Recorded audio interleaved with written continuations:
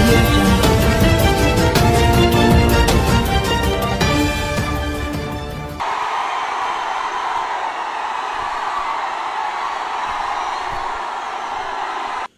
మా అక్క నన్ను ఇంకో తల్లిలో చూసుకునేది. అలాగే నాకు అందుకనే ఆడపడుచులతో అక్క చెల్లెలతో చాలా బంధం ఉంది నాకు. అందుకే నేను ఎక్కువ భరిస్తాను. నన్ను ఎవరిని తిడుతున్నా కానీ ఎందుకు భరిస్తానంటే నాకు మా అక్కలు వాళ్ళందరినీ చూసి భరిస్తాను. అది నా చేతకాంతనం కాదు, గౌరవంతో ఆడపడుచుల మీద అక్క చెల్లెల మీద. అలాంటిది ఒకరోజు నేను ఖుషీ సినిమాలో నాకు ఎప్పుడు చిన్నప్పటి నుంచి చాలా ఈవిటీసింగ్ చాలా కోపం నాకు ఎవరన్నా, ఎందుకంటే మా అక్కలు వెళ్తుంటే ఎవరిని ఏడిపిస్తుంటే లాగుడు కొట్టాలనిపించేది నాకు. అలాగా ఖుషీలో ఒక యూటీసింగ్ సీన్ ఫైట్ ఏదో ఉంటే నేను పెట్టాను. అది పెట్టినాను 100 days ఫంక్షన్లా పెట్టారు. హైదరాబాద్ థియేటర్లో వెళ్తే పాపం స్టూడెంట్స్ వచ్చారు, మీలాగా ఒక 5-6 మంది అమ్మాయిలు, ఒక 2-3 అబ్బాయిలు వచ్చారు. పవన్ కళ్యాణ్ చెప్పినట్టుగా మనం యూటీసింగ్ ఆపేయాలంటే పవన్ కళ్యాణ్ చప్పట్లు పడుతున్నాయి, కానీ యూటీసింగ్ ఆపేయాలంటే ఎవరి దగ్గర చప్పట్లేదు, అందరు కామ్గా చూస్తున్నారు. నాకు అనిపించింది ఆ రోజు, నాకు అనిపించింది సినిమాల్లో చెప్పే నీతులు కానీ సినిమాల్లో చెప్పేది కానీ ఒక క్షణం ఆలోచింపజేస్తాయి, కానీ అవి వాస్తవ రూపం దాల్చు అనిపించింది. వాస్తవ రూపం దాల్చాలంటే ఏం చేయాలి? నాకు ఫస్ట్ మొదలైంది ఆ రోజు మొదలైంది. అప్పుడు దాకా నేను కొన్ని పాలిటిక్స్ చేయొచ్చు అనుకున్నాను, కానీ వదిలేసిన వాడిని మళ్ళీ తిరిగి ఎందుకు వచ్చిందంటే ఆ రోజు, అది కూడా ఆ జనం మధ్యలో ఉన్న స్పందన చూసి నాకు అనిపించింది. సినిమాకి అన్నిటికీ చప్పట్లు పడుతున్నాయి కానీ, ఎంటర్టైన్మెంట్ చప్పట్లు పడుతున్నాయి కానీ ఒక విలువని పాటిద్దామంటే అందరికీ ఏమైపోయింది, నేను పాటించలేనన్న డౌటా నాకు తెలియదు ఈ రోజుకి.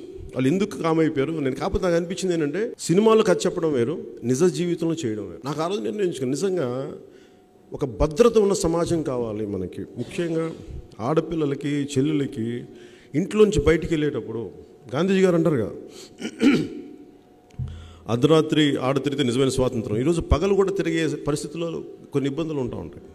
ఇది మొన్న మన వీరవాసరావు మండలంలో చెప్తా ఉంటే, మన బ్రాందీ షాప్ పెడితే అక్కడ చాలామంది ఒక మద్యం షాప్ పెడితే అమ్మాయిలు నేర్పిస్తుంటే ఫైనల్గా దాన్ని తీయించింది కొంతమంది జనసేనకు పనిచేసి, కొంతమంది యువత, కొంతమంది సైనికులు తీయించారు, కొంతమంది కుర్రవాళ్ళు. ఇలాంటి నాకు అనిపించింది, నేను వాస్తవంగా నేను వస్తే తప్ప, పాటించేవాళ్ళు నిజ జీవితంలో ఉంటే తప్ప మార్పులు రావు. సో నాకు ఇవన్నీ చేసుకుంటా నాకు ఈ అసమానతలు ఇవన్నీ విసుగొచ్చినాయి. ఎవరో ఒకరు మాట్లాడరు ఏంటి, మధ్యతరగతి మనుషులు ఉంటారు, అందరికీ మనకి పెద్ద పెద్ద అధికారులు తెలియదు. నాకు చాలా కాలం ఇప్పటికీ నాకు ఎలా ఉంటుందని మీకు తెలియదు. బయట చాలామంది పోలీస్ అధికారులు ఉంటారు, కానీ ఒకసారి నేను రోడ్డు మీదకి వెళ్తుంటే పోలీస్ కానిస్టేబుల్ నా కారుని లాపుతాడు. నాకన్నా భయం వేస్తాడు. ఒకసారి గబుక్కు నాకు లైసెన్స్ అడుగుతాడు, నా దగ్గర లైసెన్స్ లేదు అంటే నా లైసెన్స్ ఎక్స్పైర్, అందుకే నేను డ్రైవ్ చేయను, వెళ్ళి తెచ్చుకోవాలనుకోండి. నాకు భయం వేస్తా. అంటే ఈ రోజుకి నేను చట్టాన్ని గౌరవిస్తాను. అది నాకు అనిపిస్తుంటుంది అంటే తెలుసు కదా, డీజీపీ గారు తెలుసు కదా, అలా అనుకోను. ఒక పోలీస్ ట్రాఫిక్ కానిస్టేబుల్ ఆపినా నాకేమనిపిస్తుంటే అతను బాధ్యత నిర్వర్తిస్తున్నాడు. ఒకసారి ఈ ఏమంటుందని మద్యం టెస్టింగ్ అని, లిక్కర్ టెస్టింగ్ అని చెప్పి, డ్రంక్ అండ్ డ్రైవింగ్ అని ఒకసారి ఆపుతుంటారు. నేను వెనకాల కూర్చుంటాను అనుకోండి, బట్ ఆపుగానే ఎప్పుడో పోలీస్ అనగా జనరల్గా మనకేముండదు, వచ్చిన భయం ఉండదు. ఇది ఆపితే కేసులు పెడతారు అనేది నాకు ఉంటుంది.